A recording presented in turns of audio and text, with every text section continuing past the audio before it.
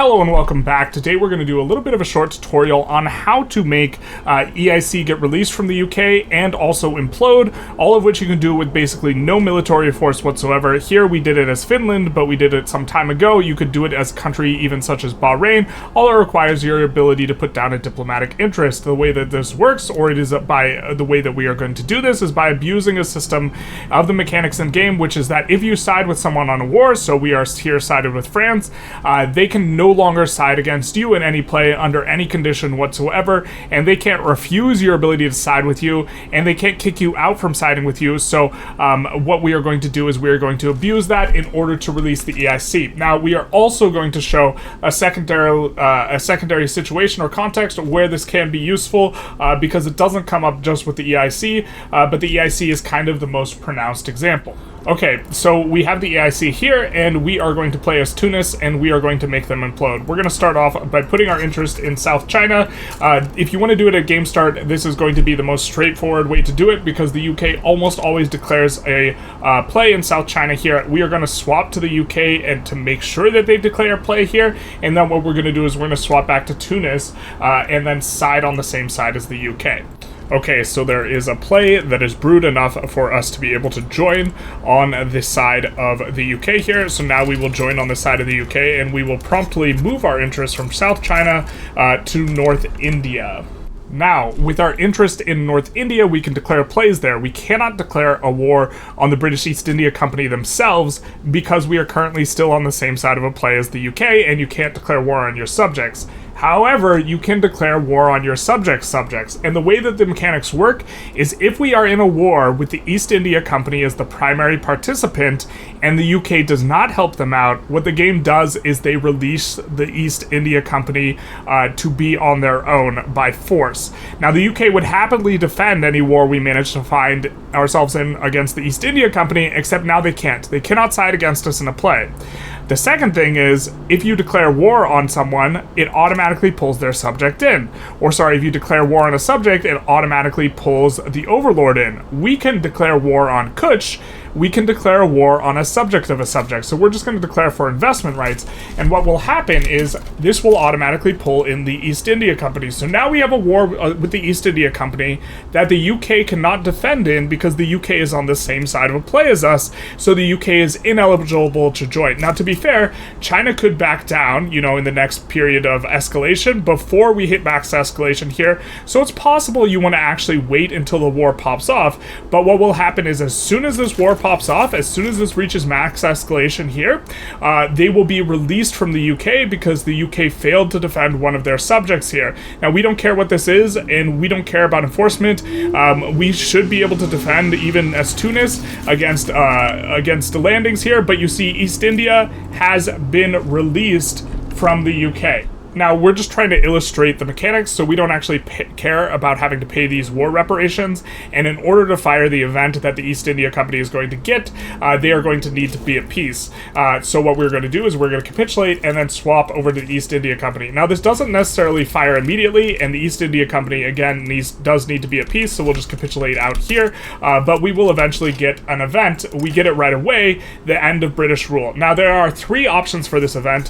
One requires pan-nationalism, and one the AI will almost always pick if you do not have pan-nationalism. Very briefly for the other two, which include the ones that require pan-nationalism, if you have pan-nationalism, the AI will almost always choose an option which allows them to instead form Bengal rather than breaking apart, and they will do this, and they will have Bengal, and they will accept all their Indian pops. If you do this before they have pan-nationalism, they will have two options.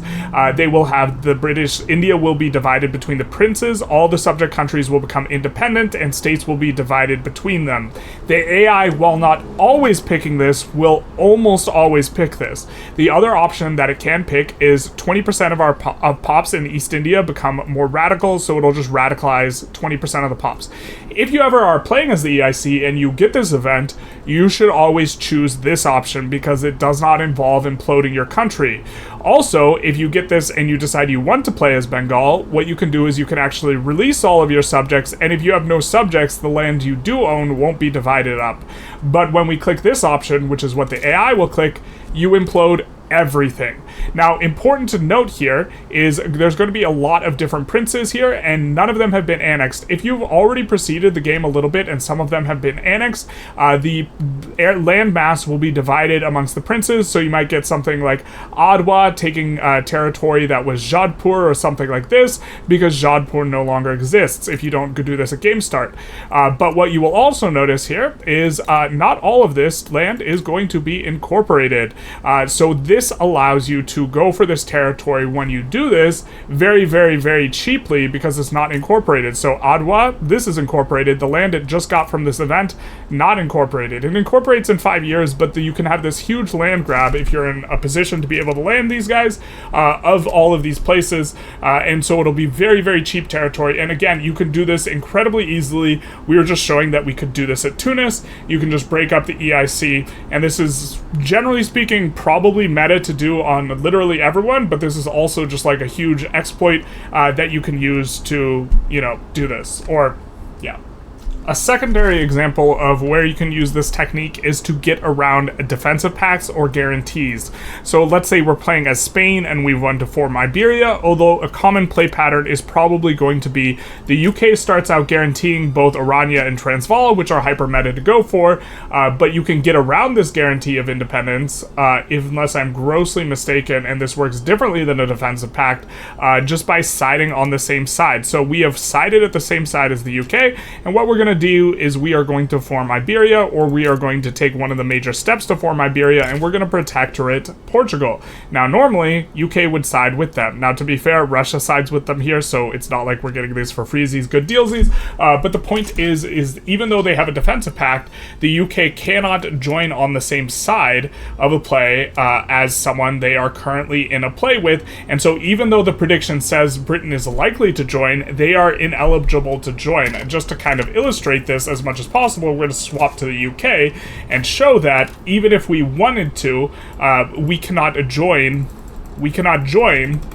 on the side of either one of these guys. We can't join here because we are supporting Spain in another diplomatic play, and there's notably nothing they can do about this. They can't kick us off, they can't prevent this, and so effectively we can make it so that we can bypass defensive pacts in this way. You can also sidestep the subjects joining in on a war in order to protect their overlord, and also get a better strategic interest in a lot of spots by declaring a war on the subject directly. So let's say we want to go for British Guiana specifically, but we don't want to give Brazil a chance to join in the play. We wouldn't want to declare this play, for Guiana primarily, and also, let's say, hypothetically, we also don't want to have to fight the British East India Company because they're kind of big.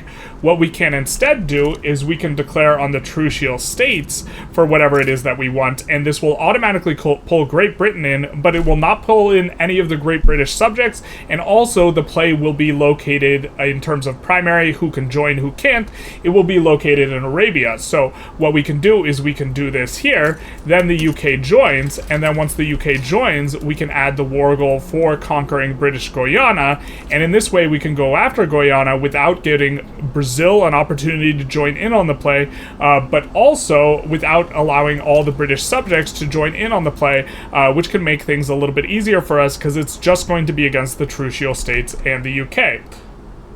Two more things that are worth noting is one of the benefits of releasing Bengal in this way is that even though Bengal does have migration controls, just like the EIC does, unlike the EIC, they have a primary culture Bengali, whereas the EIC has primary culture English, so this will allow mass migrations from Bengal, and Bengal has a whole lot of people, although I don't think this number has updated yet from, there we go, 42 million is the actual number because it was including all the territories that had been given away. Also worth noting here is that in terms of infamy expansion, it's going to be way cheaper for all of the subject states because all of these guys are unrecognized, so the infamy is way less, and so this is very, very lucrative expansion spots. The second thing that is worth noting is you can do this exact same thing to the Dutch East Indies, where Java will remain this recognized state where stuff is kind of expensive on the infamy, and the rest of the stuff gets released, and will be soft and nice expansion spots as well for you to pick up for relatively low infamy.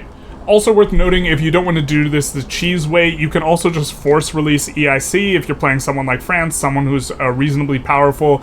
You can enforce this on the UK if you want India to implode in the same way. It doesn't require that you execute the cheese by siding on the same play as the UK in order to get them to auto-release. You can just release the EIC the old-fashioned way with the forced release war goal. So that was the tutorial. I think it was short enough that we're not going to do a summary at the end. If you liked the video, please feel free to like, comment, subscribe, do the YouTube algorithm thing. There are links down below, etc., mostly etc. And other than that, have a good day.